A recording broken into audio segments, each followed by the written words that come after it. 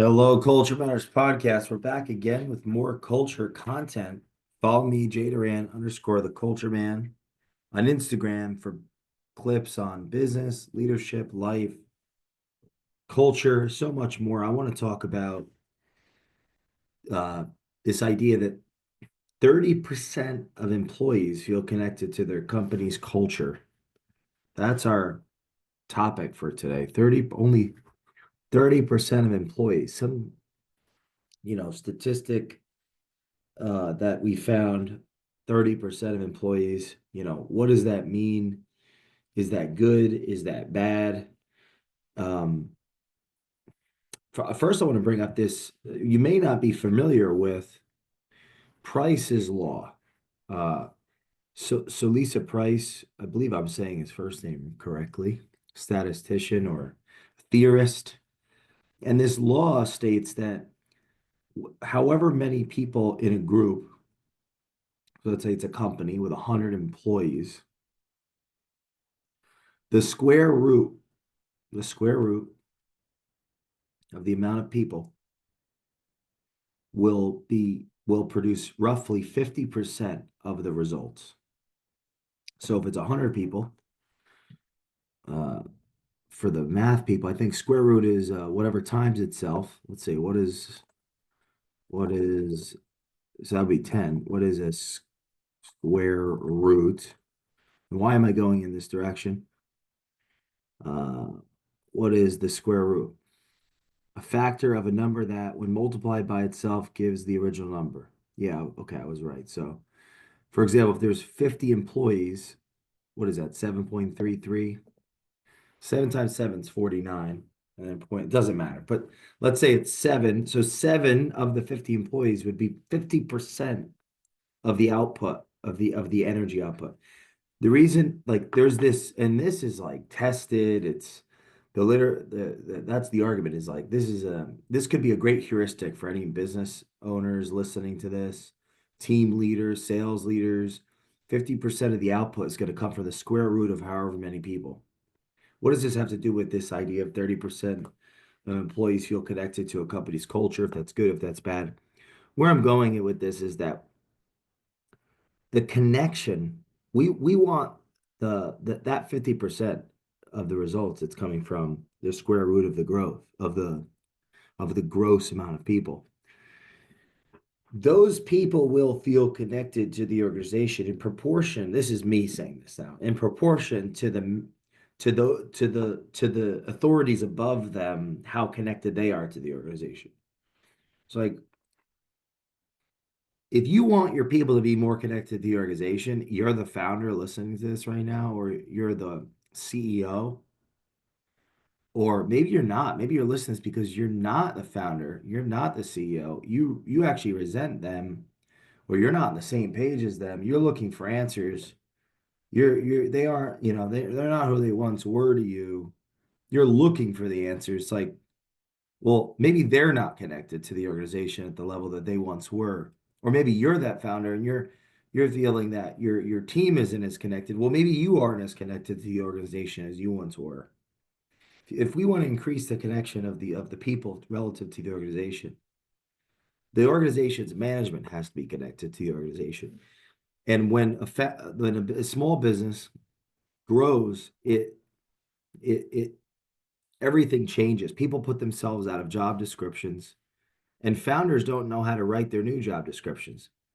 Many of the time, the success undermines itself because the success actually puts out the fire that came before the success in the first place. It's like, it's not responsibility that necessarily grows an organization, it's the accountability as a consequence of the lack of resources, the lack of resort, and the proportionate breadth of resourcefulness.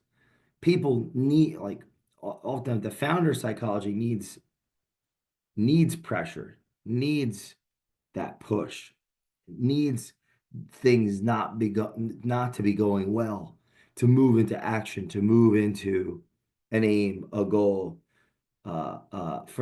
for there actually to be forward momentum. And when things are easy, or things are easier, or things get easier, it actually slows down the growth, and disconnects the ultimate connector. The ultimate connection to the organization is how connected that leader is to the organization, how connected they are to the organization. The reason I'm looking at Price's law here is the square root of the gross of the group. So it's 100 people, 10 of the people are going to produce 50% of the output. One of those 10 needs to be the leader, like the needs to be the ultimate authority of that culture. Their buy-in, their engagement, their is going to influence the connection of the people. Now, as the organization grows and gets bigger and bigger and bigger, that connection wanes, which is where rituals come in. Do we gather? How often and how? And what types of gatherings exist? What is our purpose? What's our history? Where have we come from? Why were we started? Who started us? What was their reasoning? Why do we care? How do you relay these things? Right? Um, this is where values come in. Like, what are the core values of the organization? But not just are they written down and are they discussed, but are the people managing the organization living them? Is there trust and mutual respect in the organization, starting in the C-suite? And what's the relation between the board and the CEO? Is there a board? Is the CEO a CEO? Or are they CEO by title and they're really just a founder that's not yet matured into a CEO? What is a CEO? You could find that out by following the CEO manual episodes in the Culture Matters podcast. Invest in the CEO manual. It breaks down the relationship, the 3 R's of the CEO: relationship, resources, and reasons. Founders have to mature into the role of CEO. Not all CEOs are founders, but every founder is a CEO. That poses all sorts of problems. If only 30% of employees feel connected to their company's culture, I also want to say not everyone needs to feel connected, nor, what's the perfect ratio? Even if it's supposed to be higher than 30%, and it's not going to be, you don't want it too high, because if it's too high, that infers cult or closed system, or we're running things by fear and people are being dishonest and they're being loyal despite their conscience. We need, I wrote this down. We don't need everyone well, we want connected doesn't mean agreeing, or like adhering. Dialogue is, oh, that's what I wanted to look up. Dialogue. So we don't need everyone connected in the sense that everyone just agrees. In fact, we don't want everyone, if connected, what is connected? That's actually the question we need to pose, is like, what does connected even mean? Is connected, um, does that mean, well, we should actually just look up the definition. I can expand on that. Like, what do we mean by don't feel connected, right? Connected definition. You can follow along on YouTube for the video here. Brought together or into context so that a real or notional link is established, associated or related in some respect. Well, connection is going to come from physical gathering, is going to come from the emotional connection as a consequence of um, dialogue, uh, conversation, communication. Do the people know one another? Do they even know one another? Have they been introduced? Have they spent time? Let's see, connected. Wow, there's a lot here. To join together so as to provide access and communication, link to a power or water supply. Put someone, oh, here, we just talked about this. So that's another thing. We live in a virtual world. Intention. Alan Wood was talking about this on a recent Culture Matters podcast. Now that so many companies are virtual and many people don't bump into each other in the office, we have to be intentional about our connections. We have to be intentional about how we show up on Zoom meetings. We have to be intentional about the questions that we ask. We need to be intentional about are we on our phones or not? We need to be intentional about more intentional than ever. Things aren't just happening by osmosis, right? We're in the office and you're seeing people work. We need to we also a big part of connection is believing that the people above us are working as hard, if not harder than us. Like that they have a purpose. It's also, of course, hiring people that are motivated to have success is a component. And then developing the environment to bring the best out of them and provide the resources necessary to do so. All of this is so easy to say and hard to do. So how do we actually do it? That's why if my big piece on this is that if you're listening to this and you are actually the leader of the owner, you're part of the ownership structure of the organization, would be to ask you, how connected are you to your organization? And then from there is how connected, and the answer to that would be in your answer to how connected are you to your customers? Like, oh, I'm not connected at all to my customers. Well, there's different degrees to be connected. It's how often you communicate with them. Do you read the surveys? Do you read the reviews? How involved are you into the R&D of the product and service and how it's evolving, getting better? That's the vision and the strategy. Vision is like what could be and what should be, and strategy is how of that, and that includes others as well in the management team and in the external resources to help that happen. But it's also customer. So that's like, yeah, vision. And that's customer oriented in the sense that if there's going to be conversations around why we exist, what we do, why we do it, how we do it. But then there's that real time right now connection between the customer, which is what are the customers saying? What are we asking them? What's the data say? What's the feedback? If you're not servicing customers and you're in the abstract world, it helps to come down from heaven every once in a while, from the ivory tower, and to touch customers and to feel customers and spend time with customers to figure out what it is they are looking for, what they think they're looking for, what they think they're not looking for. And of course, modeling values by actually working alongside people is part of what creates connection. It's spending the time, it's believing in the people that we work with and for.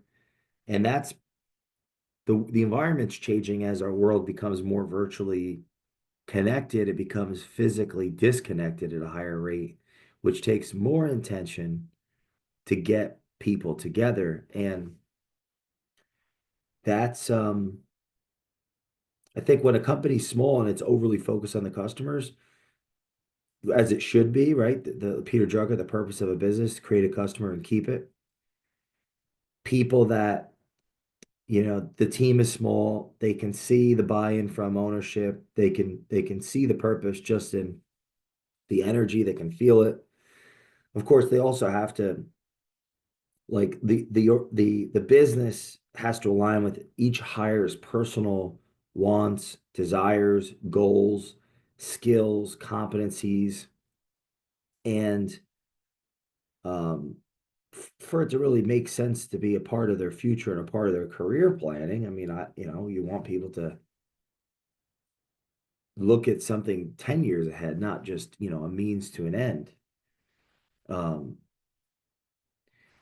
but we don't need everyone to be connected, nor do we want everyone to be connected, because at the same time, the desire to want everyone to be connected is that's a psychological fallacy, because not everyone is going to be connected in a culture where people are able to think and feel and respond to the inadequacies of a business, because there's always problems and there's always things that are being worked on. So the question is, do we want 80% of the employees feeling connected? Or do we want 30% or 50% or how many? But what I would say is if you're listening to this and you work for a company and you're not feeling connected, is it you? Is it the company? How much is it both? And then how much and why? And what can you do about it? Can you go as hard as you possibly can at your work while looking for other things that could be your passion? What's the relationship like that you have with the person above you? Do you respect them? Are you try have you tried to learn as much as you can from them? Um, do you not respect them? Why? Do you respect them? Why? Have you shared with them what you think? Are you afraid to? Why? Do you have reason to cause to be afraid? Why? Uh, I wanted to look up dialogue, the importance of dialogue as well. But this Lisa Price thing is a big deal, right? The square root of the amount of group does 50% of the output. Um, Dialogue definition. Conversation between two or more people as a feature of a book, play, or movie. Conversation, talk, communication, interchange. It's easier to have there's less friction in dialogue. This is what point I would make. Is there's less friction. I'll go dialogue. Logos. Yeah, what is logos? That's what I want to look up. What does logos mean? Yeah.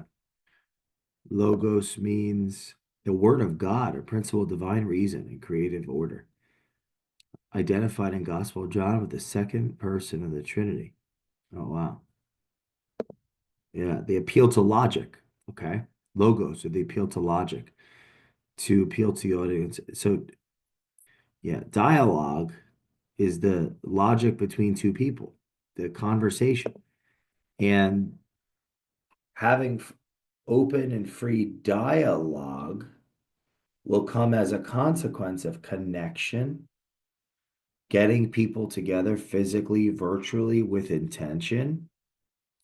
Everyone knows why everyone is there and what everyone brings to the table and who people are and what their stories are and their backgrounds and where they come from and what their dreams are and and like where the organization is going and why and how all of that is an art and a skill and it's leadership, and it's easier said than done, but it's a part of having culture, and that culture, right? That thing that's so amorphous and opaque yet there. And we know what it is and we know what it isn't. And it freaking matters. Follow me, Jay Doran underscore the Culture Man on Instagram. Um, and please leave us a review in the Culture Matters podcast. Keep listening, and we'll see you next time.